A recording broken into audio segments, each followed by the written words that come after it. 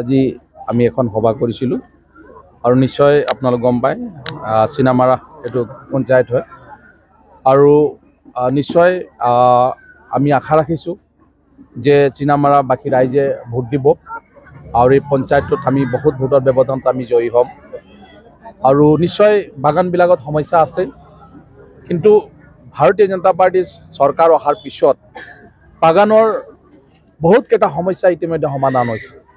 আজি আমি স্বাধীন ছাত্ৰ সন্থা নামৰ এটা সংগঠন লগত জড়িত আছিলোঁ।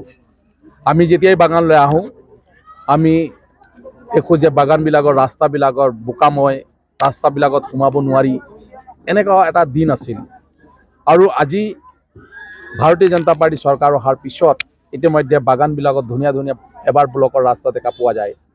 আমি আৰু বহুত ৰাস্তা বনাবলগীয়া আছে কিন্তু বহুত ৰাস্তা ইতিমধ্যে বনোৱা হৈছে। যদি বাগানত যায় আগতে এম্বুলেন্স ব্যৱস্থা নাছিল, মেনেজাৰবিলাকৰ লগত কাজিয়া হৈছিল, যেতিয়া মানুহৰ বেমাৰ হয় মানুহ এজনক উচ্চ চিকিৎসাৰ কাৰণে বেলেগ হস্পিটেল লৈ যাবৰ কাৰণে আজি তাৰিখত আপোনালোক প্ৰত্যেক চাহ বাগিচাত যাব একোখনকৈ এম্বুলেন্স দেখা পাব। চাহ বাগিচাবিলাকত আগত মেডিচিনৰ ব্যৱস্থা নাছিল, আজিকালি মেডিচিনৰ ব্যৱস্থা কৰা হৈছে।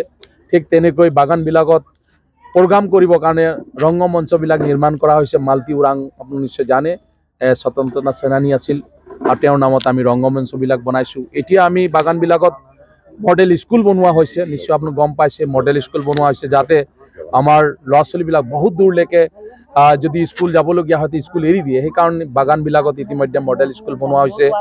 জগন্নাথ মন্দিৰ বনোৱা হৈছে প্ৰত্যেক চাহ বাগিচাত যাতে বাগান মন্দিৰবিলাকত নিশ্চয় কিছুমান প্ৰগ্ৰাম কৰিব পাৰিব। কোনোবা যদি ভাবে যে মোৰ ল'ৰাটোক বিয়া পাতিম, কোনোবা ছোৱালীটোক বিয়া পাতিম, জগন্নাথ মন্দিৰত বিয়া হ'ব, তেনেকৈ বিবাহ ভৱন হ'ব। তেনেকৈ ইতিমধ্যে কাম এই চৰকাৰ দিনত আমি কৰি আছোঁ। আমি নিশ্চয় আপোনাক জানে জনধন একাউণ্ট খোলা হৈছিল বাগানত আমাৰ যিসকল শ্ৰমিক ভাই ভনীসকল আছে তেওঁলোকৰ একাউণ্টত আমি সেই সময়ত ২,৫০০ টকা ভৰাই দিছিলোঁ, ৫,০০০ টকা। এতিয়া আকৌ আমাৰ সেই একাউণ্টত ইতিমধ্যে ৫,০০০ টকা ভৰাই দিবৰ কাৰণে মুখ্যমন্ত্ৰী ডাঙৰীয়া ইতিমধ্যে সিদ্ধান্ত লোৱা হৈছে। খুব সোনকালে তেনেধৰণৰ আমি তেওঁলোকক সহায় কৰিবৰ কাৰণে সিদ্ধান্ত লোৱা হৈছে। ঠিক তেনেকৈ অসম চৰকাৰে ইতিমধ্যে সিদ্ধান্ত লৈছে যে চাহ বাগিচাৰ ল'ৰা ছোৱালীবিলাকে চাকৰি যেতিয়া ওলায় তেতিয়া কম্পিটিশ্যনত তেওঁলোকে গাঁৱৰ বা চহৰৰ ল'ৰাৰ লগত কম্পিটিশ্যন কৰিব নোৱাৰে। সেইকাৰণে 3% ইতিমধ্যে ৰিজাৰ্ভেশ্যন কৰিছে চাকৰিত। নিশ্চয় 3% ৰিজাৰ্ভেশ্যন ১০০জনত ৩জন ইতিমধ্যে চাকৰি পাব। এনেকুৱা অনেক কাম এই চৰকাৰ দিনত ইতিমধ্যে কৰা হৈছে আৰু সেইকাৰণে বিশ্বাস আছে অসমৰ ৰাইজে, অসমৰ চাহ বাগিচাৰ ৰাইজে ভাৰতীয় জনতা পাৰ্টিক ভোট দিব আৰু এইবাৰ পঞ্চায়তবিলাক আমি ভাৰতীয় জনতা পাৰ্টি জিকিবলৈ সক্ষম হ'ম, এইটো আমাৰ দৃঢ় বিশ্বাস আছে।